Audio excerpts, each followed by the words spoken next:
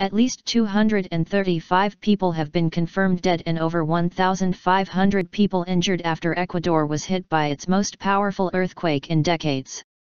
Some 10,000 troops and 3,500 police are being deployed in the affected areas, as rescue operations got underway.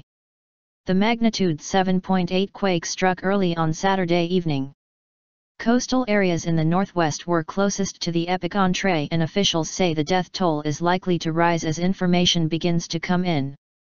Ecuador's President Rafael Correa has cut short a visit to Italy to fly back and deal with the crisis. He has declared a state of emergency and said the priority is finding survivors. Everything can be rebuilt, but lives cannot be recovered, and that's what hurts the most, he said. Ecuador's Vice President Jorge Glas, visiting one of the worst-hit cities, Manta, met a resident who pleaded for people trapped under rubble. "We have to be quiet so that rescuers can listen for survivors," Mr. Glas told him. "We cannot go in with heavy machinery because it can be tragic for the wounded."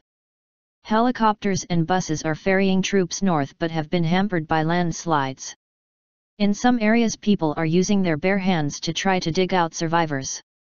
Food and other essentials has been handed out and international aid was also beginning, with the first coming from Venezuela and Mexico.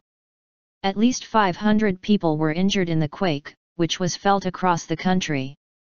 Widespread severe damage is reported, with a bridge destroyed as far south as Guayaquil, about 300 kilometers, 190 miles, away. Gabriel Alcivar, mayor of Pedernales, close to the epicentre, said the entire town had been flattened.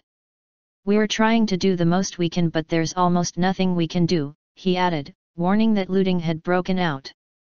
In Manta, one woman said, "The third floor collapsed on top of us. They are all there, my family, my sister, my children. They are all there, there are a lot of people. My God, may the help arrive." Christian Ibarra Santillan was in the capital Quito when the quake struck.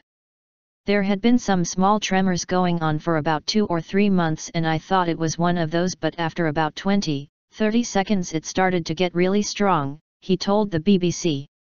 "And I grabbed my dog and I hid under the table. But then I realized that it wasn't going away, so I just ran with him outside." The quake is Ecuador's largest since 1979. More than 130 aftershocks have followed.